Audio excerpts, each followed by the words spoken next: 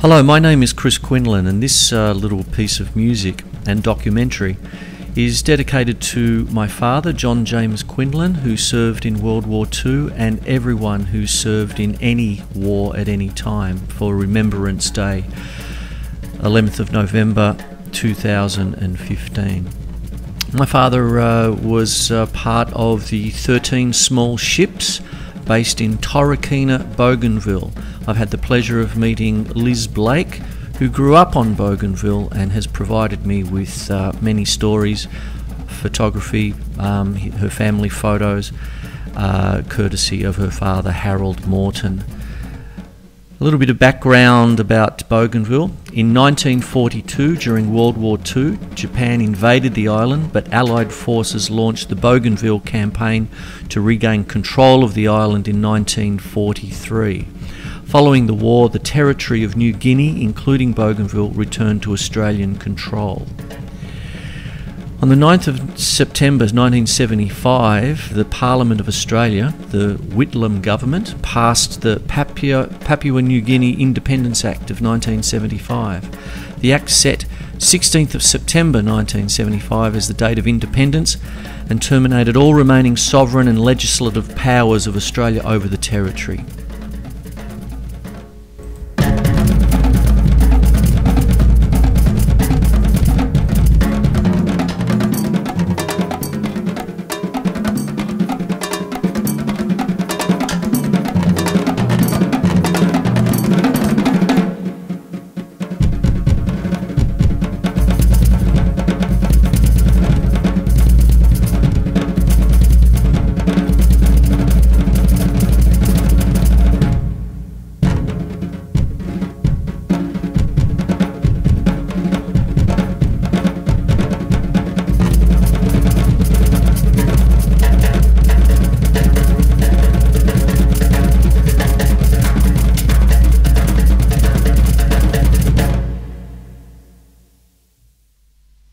My name is Liz Blake. I grew up in Bouganville. It is not unusual to ask my father, Harold Morton, for extra details about Bouganville that I didn't pick up as a child. He flew all over the island's many small airstrips as an air taxi for our 10 years there from 1965 to 1975. Most of the airstrips were built for our air service, so the place names are all familiar.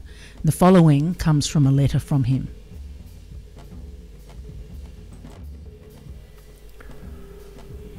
Hi Liz. Yes, Torquay airstrip is central to what most World War II soldiers would remember as Torquay.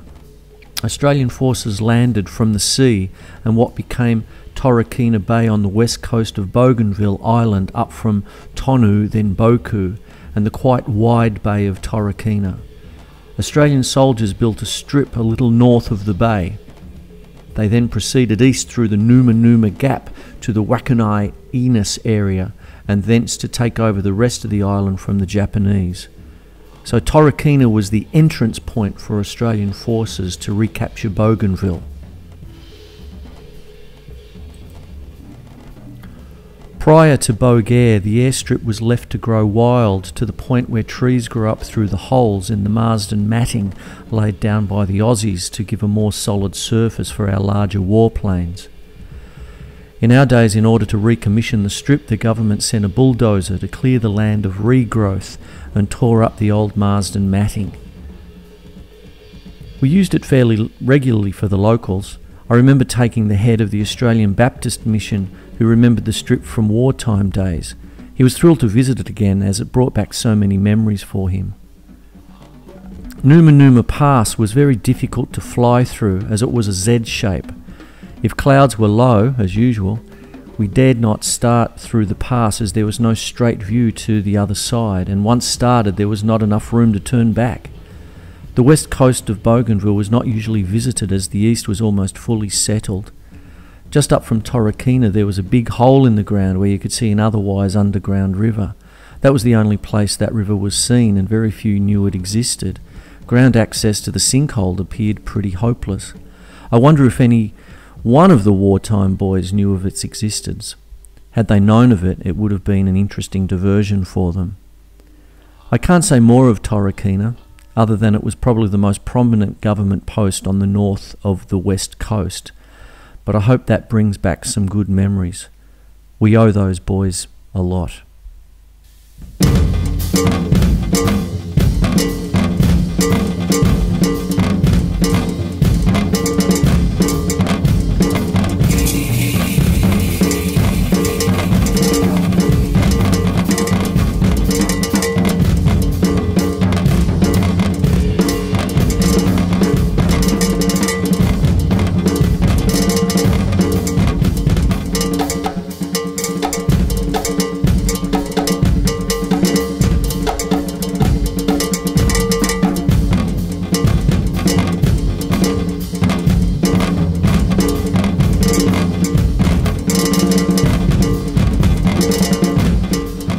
This is a letter from a Bougainvillian. Our people keep questioning why foreigners love to fight their wars on our island. Though we have no interest whatsoever in their conflicts, we still suffer when they come to fight on our island. In 1899, the Germans and British had a conflict over our island and had to settle their dispute by exchanging Bougainville for Samoa on the stock market. That's how Bougainville was divided from the Solomon Islands, with a border in between. Then came World War I in 1914 and World War II in 1942. Bougainvillians have suffered again and again when foreigners chose to settle their disputes on our island. This is one reason why Bougainvillians have decided to rise up and arm themselves to protect their island should any more foreign wars be fought there. Today everyone has a gun or two in their possession. They can also manufacture their own. Should foreigners choose to settle their disputes on our island, they have something to expect.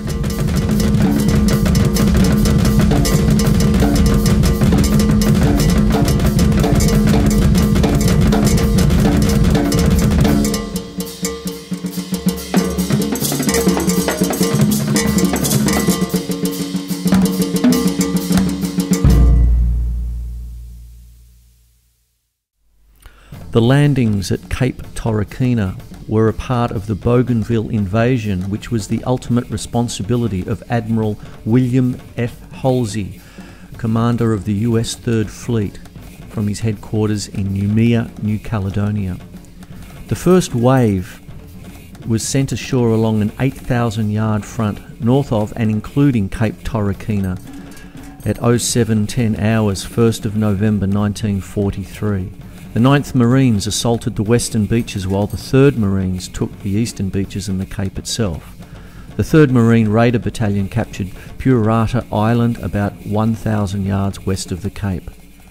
Because of the possibility of an immediate Japanese counterattack by air units, the initial assault wave landed 7,500 Marines by 07:30.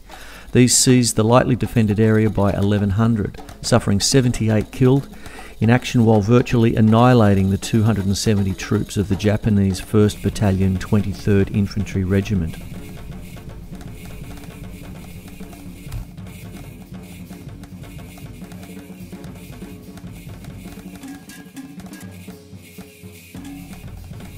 The remainder of the 3rd Marine Division, as well as the 37th Infantry Division Army, under Major General Robert S. Beatler, and Advanced Naval Base Unit No. 7 were landed at Cape Torokina throughout November.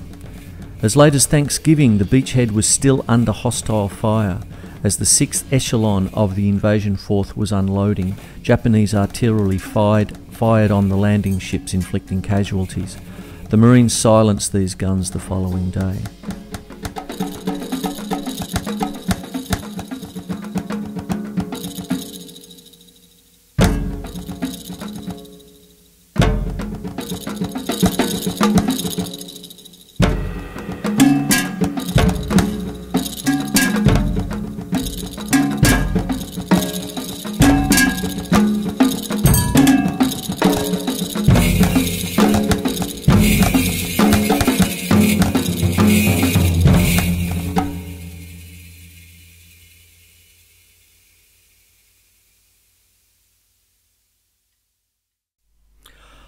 Like most returned servicemen, my father didn't like to talk about the war too much.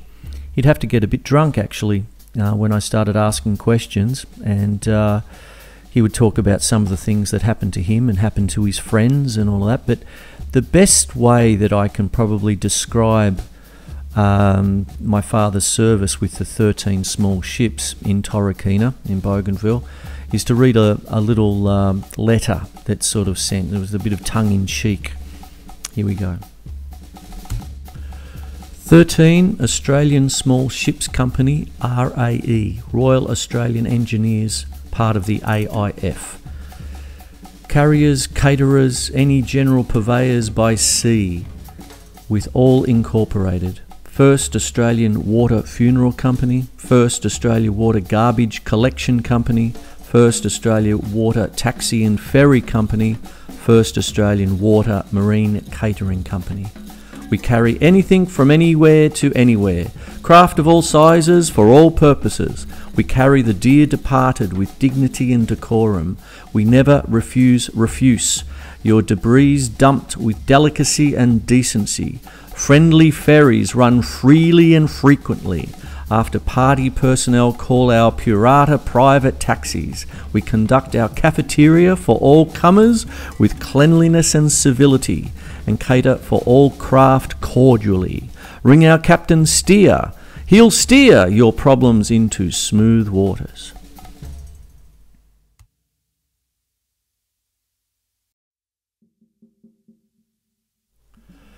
Combat operations on Bougainville ended with the surrender of Japanese forces on Bougainville on the 21st of August 1945.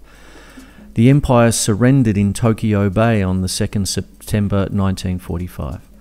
The last phase of the campaign saw 516 Australians killed and another 1,572 wounded. 8,500 Japanese were killed at the same time, while disease and malnutrition killed another 9,800, and some 23,500 troops and labourers surrendered at the end of the war. Historian Harry Gailey had this to say about the casualties suffered during the second phase of the Bougainville campaign. It was a terrible toll for an island whose possession after March 1944 was of no consequence in bringing the war to a close.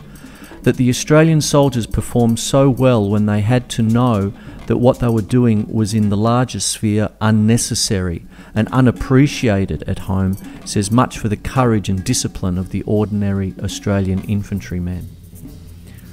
3 Victoria Crosses were awarded during the campaign, 1 to a Fijian and 2 to Australians.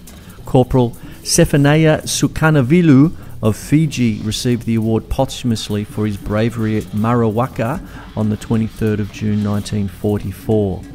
Corporal Reg Ratty received the award for his actions during the fighting around Slater's Knoll on the 22nd of March 1945, while Private Frank Partridge earned his in one of the final actions of the campaign on the 24th of July 1945 during fighting along the Ratsua front.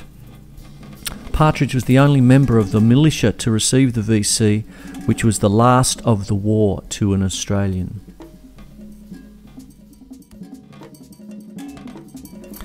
So I dedicate this to my father, John James Quinlan, and everybody else who has fought in any war at any stage on the 100th anniversary of Gallipoli and the 11th of November 2015, lest we forget.